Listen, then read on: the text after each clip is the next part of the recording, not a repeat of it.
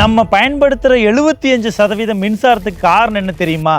நாம் காலையில் எந்திரிச்சதும் போடுற வாட்டர் ஹீட்ரு, வீட்டை ஜில்லுன்னு மாற்றுற ஏசி, ஃபேனு, நம்ம கையிலேயே அடங்கி இருக்கிற ஸ்மார்ட் ஃபோன் சார்ஜர்னு இதில் ஆரம்பித்து நம்மளை ஒரு இடத்துல இருந்து இன்னொரு இடத்துக்கு கூட்டிகிட்டு போகிற மின்சார ரயில்கள், அப்புறம் நமக்கான ட்ரெஸ்ஸு, மெடிசன்னு எல்லாத்தையும் தயாரிக்கிற பெரிய தொழிற்சாலைகள் வரைக்கும் இது எல்லாத்துக்கும் தேவைப்படுற கரண்ட்டை நிலக்கரியை எரித்து தான் நாம் எடுத்துகிட்டு இருக்கோம்.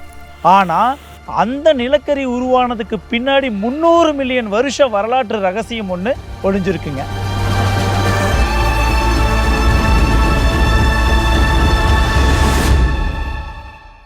வணக்கம்ங்க, நான் கௌதம் தண்டபாணி, துளிகள் அமைப்போட ஃபவுண்டிங் மெம்பர். காங்கயம் பகுதியோட வறண்ட நிலங்களை மீட்டெடுத்து நம்ம மண்ணுக்கே உரிய நாட்டு மரங்களை நட்டு ஒரு பசுமையான எதிர்காலத்தை உருவாக்கணுங்கிற ஒற்றை நோக்கத்தோட நண்பர்களோடு சேர்ந்து ஆரம்பிச்சது தாங்க இந்த துளிகள். வெறும் மரத்தை நடுறதோடு நிறுத்தாமல் அதை தொடர்ந்து பராமரித்து இதுவரைக்கும் 58,000க்கும் அதிகமான நாட்டு மரங்களை நட்டு 200 ஏக்கருக்கும் அதிகமான நிலங்களை ஒரு சோலை வனமாக மாற்றிருக்கோங்க.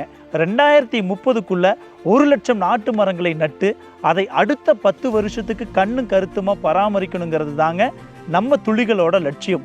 இந்த உன்னதமான இயற்கை பணியில் நீங்களும் எங்களோட கைகோர்க்க நினச்சிங்கன்னா இந்த வீடியோவோட டிஸ்கிரிப்ஷனில் ஒரு லிங்க் இருக்குங்க. அதை செக் பண்ணி இந்த மண்ணை மீட்டெடுக்கிற நம்மளோட பசுமை பயணத்தில் நீங்களும் ஒரு துளியாக இணைந்து உங்கள் ஆதரவை தரலாமுங்க. சரியாக 300 மில்லியன் வருஷங்களுக்கு முன்னாடி பூமியில் மனிதர்களே இல்லை, ஏன் டைனோசர்களே கூட பிறக்காத காலம்ங்க. அது கற்பனை பண்ணி பாருங்க.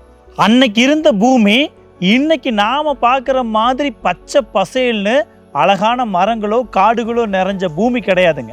அங்கே ஆறுகள் ஓடிச்சு, பெரிய பெரிய ஏரிகள் இருந்துச்சு. ஆனால் அது எல்லாமே வெறும் சேரும் சகதியுமான பெரிய சதுப்பு நிலங்களாக தாங்க இருந்துச்சு. நிலத்தில் அங்கங்கே சின்ன சின்ன பாசி வகைகளும் ஈரப்பதத்தில் மட்டுமே வளரக்கூடிய குட்டி குட்டி செடிகளும் தான் முளைச்சிருந்ததே தவிர ஒரு மரம் கூட அன்னைக்கு பூமியில் கிடையாதுங்க. ஆனால் அந்த சேத்து நிலங்களில் மனுஷங்க நீளத்துக்கு பெரிய பெரிய மர வட்டைகளும் வானத்தில் கழுகு அளவுக்கு பிரம்மாண்டமான தட்டார பூச்சிகளும் சுற்றிட்டு இருந்துச்சுங்க. ஏன் பூமி அப்படி இருந்துச்சு தெரியுங்களா? ஏன்னா அப்போ காற்றுல கார்பன் டை ஆக்சைடோட அளவு சுமார் 2000 ppm இருந்துச்சுங்க. அது என்ன ppmன்னு பார்த்தா பார்ட்ஸ் பெர் மில்லியன்னு சொல்கிறாங்க. அதாவது காற்றுல 10 லட்சம் துகள்கள் இருக்குன்னா அதில் எவ்வளோ துகள்கள் கார்பன் டை ஆக்சைடுன்னு சொல்கிறது தாங்க இது. இன்றைக்கி வெறும் 420 துகள்கள் இருக்கும்போதே நம்மளால் வெப்பத்தை தாங்க முடியாமல் தவிக்கிறோம். அப்போது அன்னைக்கு காற்றுலங்க 2000 கார்பன் டை ஆக்சைடு துகள்கள் காற்றுல இருந்திருக்கு. அப்போது பூமி எவ்வளோ அனலாக இருந்திருக்கும்னு யோசிச்சு பாருங்கள். நம்ம பூமி ஒரு பெரிய ப்ரெஷர் குக்கர் மாதிரி கொதிச்சுக்கிட்டு இருந்திருக்குங்க.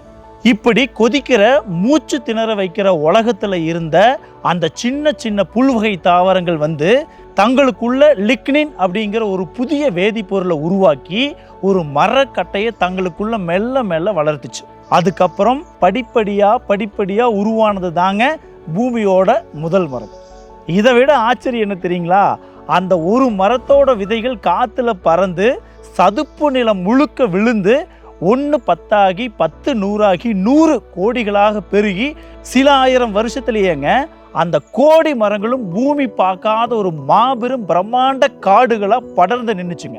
10 மாடி பில்டிங் உயரத்துக்கு வானத்தையே முற்ற அளவுக்கு பிரம்மாண்டமாக வளர்ந்து நின்றுச்சுங்க.